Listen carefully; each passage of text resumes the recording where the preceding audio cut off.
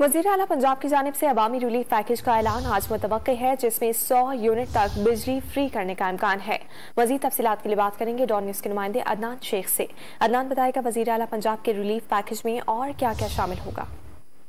जी बिल्कुल, वज़ीर आला पंजाब हमजा शहबाज आज महंगाई के खिलाफ बड़ा ऐलान करेंगे और आज की प्रेस कॉन्फ्रेंस में हमजा शहबाज जो है वो चीनी, घी और बिजली के बिलों पर जो है वो अवामी रिलीफ का ऐलान करेंगे, जबकि 100 यूनिट जो होंगे बिजली के, जो पहले जो 100 यूनिट होंगे उसको फ्री करने का भी ऐलान मुतवक्के है।